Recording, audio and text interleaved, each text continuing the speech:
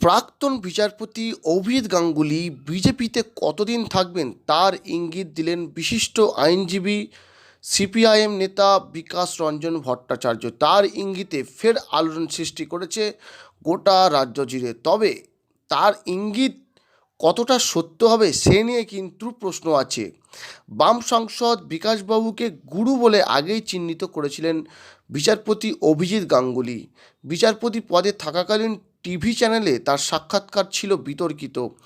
সেই সাক্ষাৎকারে বিচারপতি অভিজিৎ গাঙ্গুলি সরাসরি স্বীকার করেছিলেন তিনি বিকাশ রঞ্জন ভট্টাচার্যের কাছে আইনের পাঠ শিখেছেন। বিজেপিতে যোগ দেওয়ার পর থেকে বিকাশ অভিজিৎ সম্পর্কে রসায়ন নিয়ে রাজনৈতিক আলোচনা চলছে। সিপিআইএম সাংসদ বিকাশ রঞ্জন ভট্টাচার্যের ইঙ্গিত, বিজেপির রাজনৈতিক নিয়মকানুন সঙ্গে মানিয়ে চলতে পারবেন না অভিজিৎ গাঙ্গুলি। আইনজীবী সাংসদ বিকাশ রঞ্জন বলেছেন উনি রাজনীতির মানুষ নন, দলীয় শৃঙ্খলায় থাকতে পারবেন না। একটি টিভি চ্যানেলে বিকাশ রঞ্জন বলেন বিজেপি আর তৃণমূল আদপে বাপের বাড়ি আর শ্বশুর বাড়ি, তাই আজকে যে গোসা করে আছে সে চলে যাবে বাপের বাড়ি, আবার রাগ কমলে শ্বশুর বাড়ি ফিরে আসবে। দুটো দলের কর্মসূচি কর্মপদ্ধতি অবিকল এক। বিকাশ রঞ্জন ভট্টাচার্যের মন্তব্যে রাজনৈতিক মহল আলোড়িত। শনিবার শিলিগুড়িতে অভিজিৎ গাঙ্গুলির রাজনৈতিক জনসভার ইনিংস শুরু হয়েছে।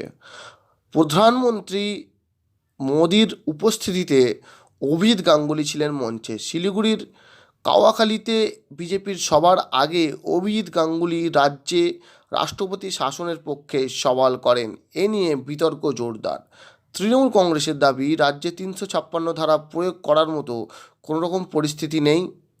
অভিজিৎ গাঙ্গুলি এখন শুধুমাত্র বিচারপতি নয়, তিনি একজন বিজেপির নেতার মতো কথা বলছেন। তিনি একজন প্রাক্তন বিচারপতি হলে কী হবে, তিনি আগে থেকেই যে বিজেপিরই লোক ছিলেন সেটা কিন্তু বারবার তৃণমূল কংগ্রেস তুলে ধরছে। তো প্রিয় দর্শক, অভিজিৎ গাঙ্গুলিকে নিয়ে যে ভবিষ্যৎবাণী সিপিআইএম সাংসদ বিকাশ রঞ্জন ভট্টাচার্য করল, সেটা যে কতটা সত্য হবে সেটা কিন্তু প্রশ্নের বিষয়। এখন বিচারপতি অভিজিৎ গাঙ্গুলিকে দেখে এখন যে তিনি অন্য কোনো দলে চলে যাবে, অন্য কোনো আবার ইনিংস শুরু করবে, এটা কিন্তু ভাবা যাচ্ছে না, এটা কোনো ইঙ্গিতও পাওয়া যাচ্ছে না।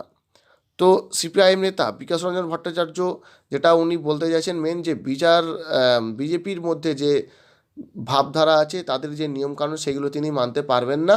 তিনি রাজনীতির মানুষ নন, তিনি একটি আলাদা জগৎ থেকে এসছে, তাই তিনার পক্ষে বিজেপিতে সমস্ত আইন কানুন তাদের নিয়মাবলী মেনে নেওয়া কোনো পক্ষেই সম্ভব হবে না।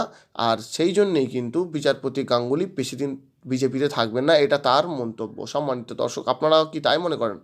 আপনারা কি মনে করছেন বিচারপতি অভিজিৎ গাঙ্গুলি এবং বিকাশ রঞ্জন ভট্টাচার্যের কথার উপরে? অবশ্যই আপনাদের মূল্যবান প্রতিক্রিয়া মতামত জানাবেন এবং আমাদের প্রত্যেকটি আপডেট সবার আগে পেতে অবশ্যই আমাদের চ্যানেলটিকে সাবস্ক্রাইব করে পাশে থাকবেন।